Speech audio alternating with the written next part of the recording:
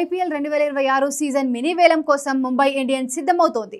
జట్టుకు కావాల్సిన ఆటగాళ్లను కొనుగోలు చేసేందుకు వ్యూహాలు రచిస్తోంది. అయితే వేలానికి ముందే ముంబై ఇండియన్స్ తమ జట్టులో బలోపేతం చేసుకుంది. ట్రేడింగ్ విండో ద్వారా శార్దుల్ ఠాకూర్, షెర్పెన్ రూథర్ఫర్డ్, మయాంక్ మార్కండేలను తీసుకుంది. ప్రధాన ఆటగాళ్లందరినీ రిటైన్ చేసుకున్న ముంబై 9 మంది ఆటగాళ్లను మాత్రమే వదులుకుంది. ఈ 9 మంది కూడా ముంబై బ్యాకప్ ప్లేయర్లే. దాంతో ముంబై పర్సులో 2.5 కోట్లు మాత్రమే ఉన్నాయి. ఈ డబ్బులతోనే జట్టుకు కావాల్సిన 5 ఆటగాళ్లను కొనుగోలు చేయాల్సి ఉంది. దీనిలో ఒక ఓవర్సీస్ స్లాట్ కూడా ఖాళీగా ఉంది. ఈ 5 ఆటగాళ్లు కూడా బ్యాకప్ ప్లేయర్లు కావడంతో ముంబైకి వచ్చే సమస్య ఏమీ లేదు.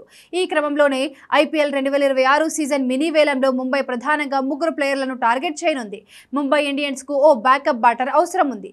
ముఖ్యంగా మిడిల్ ఆర్డర్ లో ఆడగలిగే బ్యాటర్ కావాలి. ఏ ఆటగాడైనా గాయపడితే వారి స్థానాన్ని భర్తీ చేసే ఆటగాడి కోసం ముంబై చూస్తోంది.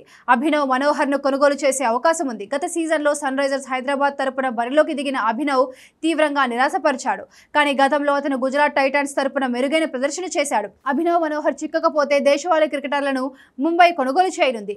ఇషాన్ మల్చందాని, చేతన్ వంటి అప్కమింగ్ స్టార్లను కొనుగోలు చేయొచ్చు. విదేశీ ప్లేయర్స్ స్లాట్లను నింపేందుకు లుంగి ఎంగడిని కొనుగోలు చేయొచ్చు. అతను బేస్ ధరకు దక్కే అవకాశం ఉంది. అతను ట్రెంట్ బౌల్ట్ కు మంచి బ్యాకప్ బౌలర్ అవుతాడు. అతను దొరక్కపోతే తక్కువ ధరకు లభించే నవీన్ ఉల్ హక్ ను తీసుకోవచ్చు.